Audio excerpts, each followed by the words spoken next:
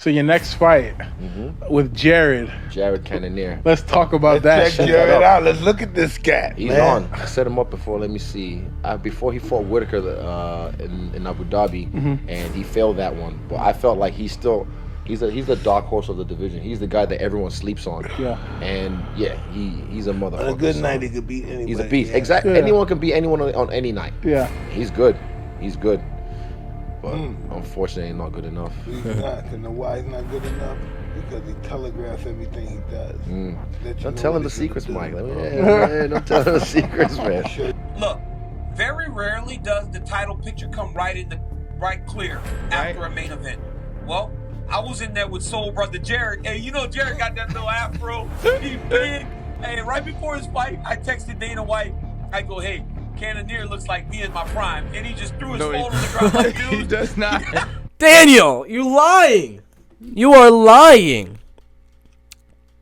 You are lying, Daniel. No, he does not, bro.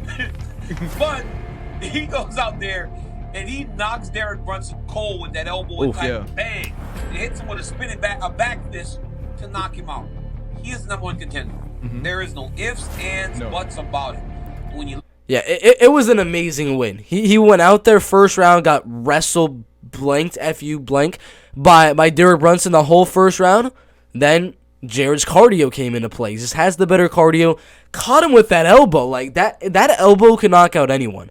Like that is why Jared Cannonier is a live underdog against Adesanya, because he has nothing to lose. He has nothing to lose, and he has the power advantage over Adesanya. So I think there's a high probability Cannonier can find a way to back up Adesanya to the cage, and if he gets lucky, he times it perfectly, can land that same elbow, can land the same kick, and knock out Israel Adesanya. I'm not saying it will, but it's very possible. look at that as a fan of the game. Does it excite you to see that Jared Cannonier is the guy? No, gosh. it does, and it's kind of his Out journey. Like cold. I'm a journey guy because the football season is long. A guy The dude used to be a light heavyweight and a damn heavyweight. How? who started fighting heavier and then had to lose the weight has now turned himself to a specimen at 185, and this is the guy Robert Whitaker beat, but he had to go through the Kelvin Gastelums. He had to get through the Derek Brunsons. I feel like Jared Cannonier can bring the best out of Israel Adesanya. Isn't that what we want to see? Whether it's a win for him or a loss for Israel Adesanya, we want to see him pushed. We want to see the best Izzy we can possibly get on fight night, and I feel like right now, as the middleweight stand, Jared Cannonier is the right person for that. Jared Cannonier. Yeah, I would agree. I would agree with Dean Thomas right there, because other fights like Robert Whitaker, Marvin Vettori, and things like that, you're not going to get to really see the true potential and ceiling of Adesanya in those two fights, because Robert Whitaker, very technical. He's very fast, good counterpuncher, good wrestling as well. So Adesanya is not really able to go out there and show everything he has, because he has to kind of stay back and make it a little bit more of a boring fight against guys like Robert Whitaker, against Marvin Vettori, because he knows those guys are capable of maybe taking him down, maybe landing some big shots on the feet and things like that. But for this fight with Cannonier is different than those other fights, in that Adesanya can really work with his striking. He can really, really work and make it a showcase where he wasn't really able to in the last two fights with Vettori and Whitaker. In this fight, if he can stay away from the power, he's going to look amazing, and it's going to look like a totally new Israel Adesanya. Exciting. Because Jared Cannonier has also been in there with Anderson. Yep. If you remember when he fought Anderson, his approach was a little different than what we're used to seeing. He didn't overextend, he took his time, and he's so powerful that he landed those outside kicks that ultimately blew out Anderson's knee. Yeah. But that's Jared being so physically strong and so physically gifted. Can he do the same thing in front of Adesanya? Right. Can he take his time? Can he? That's another thing, man. The dude is strong, and he is technically powerful. He doesn't need to wind up punches. He can land power shots without really having to throw it with all of his power. The leg kick on Silva, that can finish anyone. The elbow on Brunson can finish anyone. He's got power. He's a live dog here. Not overextend himself.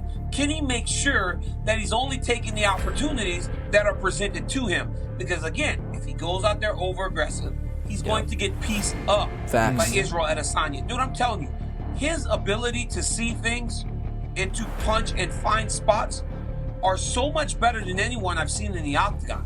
You have to be willing, again, to just sit in front of him and not get out of position. Because he's gonna embarrass you, bro. He embarrassed Paulo Costa. No, and then when 100%. Yeah, he did. He embarrassed Paulo Costa. That's why. Anyone out there wondering, they're like, oh well, all you got to do is close the distance on Adesanya. That's what I'm looking at. I'm looking at all of these fights for Adesanya and all the guys that try to do just that and close the distance on Adesanya. They've all been pieced up.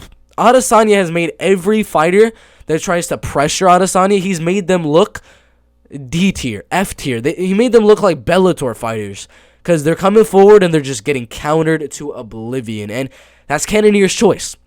Because if he pressures, yes, he might have more of a chance to get the knockout on Adesanya, but he's got more of a chance to get made a fool of and get made into a highlight reel for Adesanya. Costa fell down face down. You know, Izzy jumped on top of him. It's crazy. Like you can't do anything stupid with Adesanya. And I believe that Jared Cannonier, as in tune with himself as he is today, is not going to make any mistakes against Adesanya. He'll make some mistakes. And I think it's going to be a fantastic fight, and I'm happy that dude, he looked at Dana. He goes, Dana, I'm the number one contender. Yeah. Dana's like, all right, man, you got it. Nothing you can do. You got it, all right. And you know what? I see you after It's that. me. You got it. I told him, so he fought on my undercard, my last fight, and I said to him, I was like, bro, take this, because he fought a guy, Brunson, who I already beat at MSG.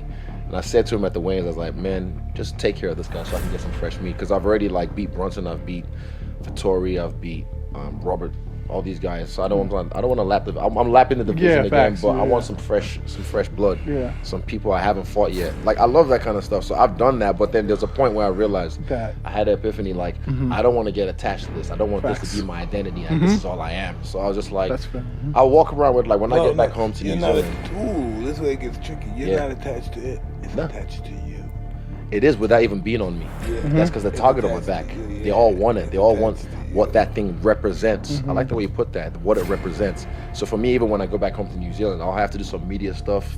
I'll have to hold it, be around with it. It'll be at my house for a little bit, but then when camp starts, then I give it back to Eugene. I'm just like, right, I don't want this anymore. So then I don't look at it, I don't touch it, nothing. So that way I just get to focus, and I feel like I'm just fighting, bro. All I want to do is just fight and take away all the top guys in my division right now. So when it's all said and done, they can be like, look, he never shied away from anyone. Yeah. And you can never say anyone. You can ask. I never turned down any fight. Any fighter, anyone that wanted it, they can get it.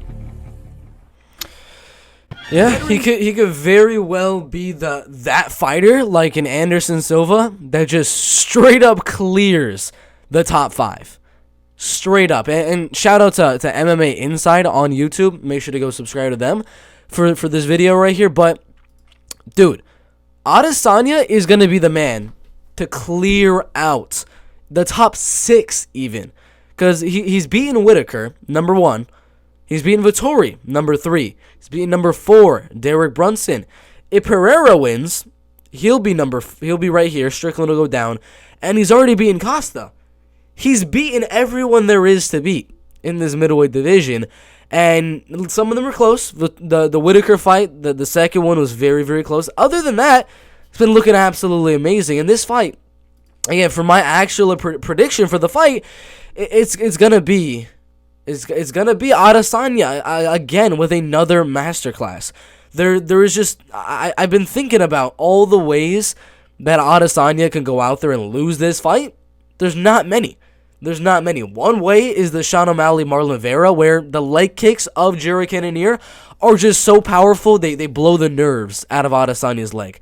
That is such a fluke occurrence to happen that the likelihood of that is very, very low. So we're gonna take that off the table. The other option is if somehow, some way, the wrestling of Jared Cannonier just becomes amazing.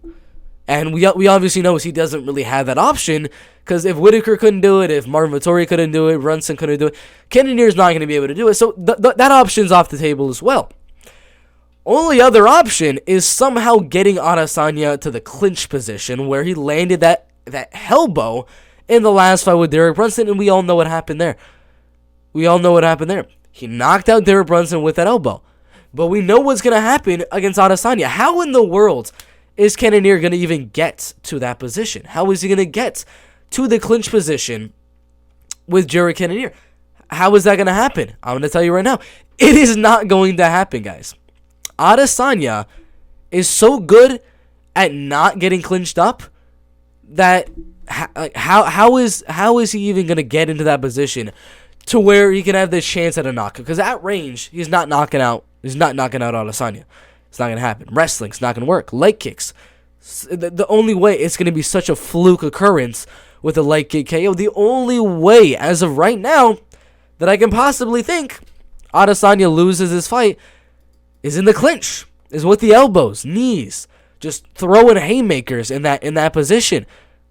Grinding on Adesanya and knocking him out with something big that hits just right and finishing him. But again, how do you get a guy like Adesanya to the clinch when nobody gets Adesanya to the clinch? Nobody has been able to do that.